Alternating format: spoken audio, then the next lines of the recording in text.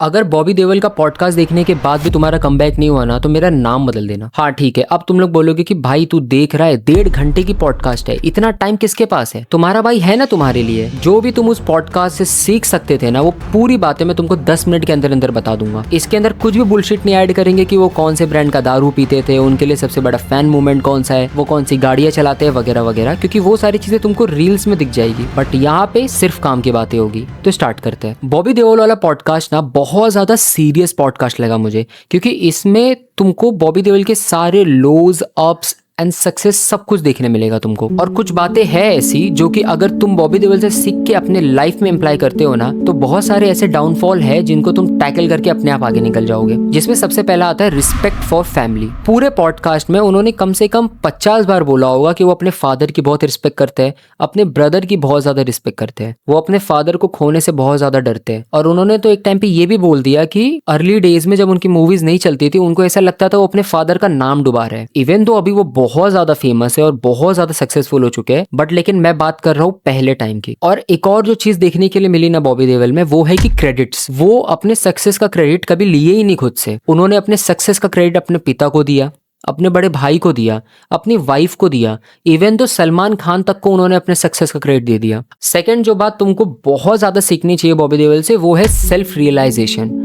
उनको स्टार्टिंग में आने के बाद ही समझ गया था कि वो मूवीज में इतना सक्सेसफुल नहीं हो पाएंगे, ना वो कभी सनी देओल बन पाएंगे, ना वो कभी धर्मपाजी बन पाएंगे। उन्होंने बहुत सारे हाथ पैर मारे लेकिन नहीं चल पाए वो। इवन दो उनका बॉडी स्ट्रक्चर भी बहुत ज्यादा अच्छा है और वो डांस भी बहुत ज्यादा अच्छा करते थे, बट वो कहते हैं ना जब तुम्हारे साथ तुम्हारा लक ना होना तो तुम कितना भी हाथ पैर मार लो कुछ नहीं होने वाला तुम्हारा। और वही हुआ। और इसी फेलियर के वजह से उन्होंने दारू का सहारा लिया।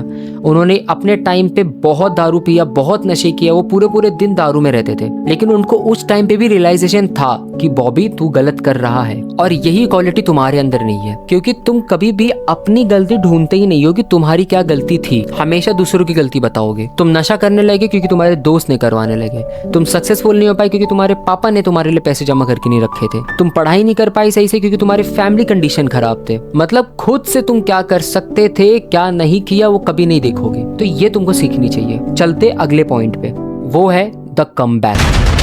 Stand up, never forget you can win any battle.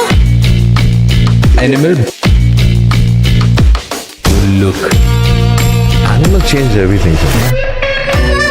I just had a glass in my hand. I just put it on my head and I started dancing, not knowing what the effect of that would be. The amount of messages I started getting with that one teaser was to another level, man. Bobby Deol के comeback को सबने celebrate किया है, but लेकिन किसी ने ये सोचा कि इतना खतरनाक कमबैक हुआ कैसे उनका। सबको लगता है कि एनिमल ने बॉबी देओल की पूरी लाइफ बदल दी और असली कमबैक एनिमल की वजह से हुआ है, लेकिन ऐसा नहीं है। उनका असली कमबैक हुआ है वो एक दिन के वजह से, जिस दिन उनके बेटे ने उनसे ये कहा। One day I was sitting and my wife works. My son tells mom, आप हर दिन काम पे जाते, पापा तो हमेशा घर पे ही बैठे रहते हैं। And that just changed everything. और ऐसे टर्निंग पॉइंट सबके लाइफ में आते हैं। बहुत सारे लोग इग्नोर कर देते हैं और बहुत सारे लोग उसको अडेप्ट करके आगे बढ़ते हैं। बॉबी देओल के केस में कुछ अलग था। बॉबी देओल ने कभी भी कमबैक के बारे में नहीं सोचा था।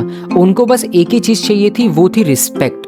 लोग उनको एक गुड एक्टर की वजह से जाने और कुछ नहीं। और यही होता है जब तुम अपने काम पे फोकस करते हो ना कि रिजल्ट पे, अपने आप तुम सक्सेसफुल हो जाओगे। अब मुझे ही देख लो, मैंने बहुत सारी चीजें ट्राई करी यूट्यूब पे, मैं नहीं चल पाया। अभी एक नई चीज मैंने ट्राई करी है, ये भी नहीं चलेगा कोई बात नहीं, मैं कुछ और नया ट्राई करूंगा।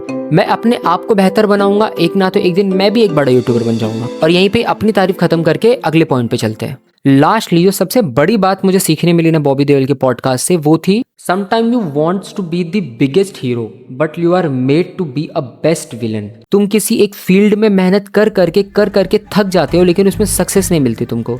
क्यों? क्योंकि तुम उस फील्ड के लिए बने ही नहीं हो। तुम किसी दूसरे फील्ड के लिए बने हो और वहां पे तुम उस फील्ड के राजा हो सकते हो, लेकिन तुम उस फील्ड को इग्नोर करके एक ही जगह अपना मत्था मार रहे हो। इसलिए अगर तुमको कभी फील होता है ना कि तुम एक जगह स्टक हो चुके हो और तुम्हारी लाइफ आगे नहीं बढ़ रही है, जस्ट ट्राई दी मल्टीपल थिंग्स। जब 10 जगह हाथ मारोगे तो एक ना तो एक दरवाजा अपने आप खुल जाएगा। और एक क्वालिटी जो मैं अपने अंदर जरूर लेके आने वाला हूँ इस पॉडकास्ट के बाद, वो थी ऑनेस्टी। जब राज ने एंड में पूछा कि do have hurt someone intentionally, क्या आपने कभी किसी को हर्ट किया है इंटेंशनली, तो बॉबी देओल ने पहले तो बोला नहीं, फिर उसके बाद बोला क्या पता शायद मैंने किया हो किसी को, क्योंकि हर एक इंसान परफेक्ट नहीं होता और मेरे भी कुछ सेल्फिश रीजन हो सकते हैं। जिसकी वजह से मैंने किसी को हर्ट किया हुआ हो।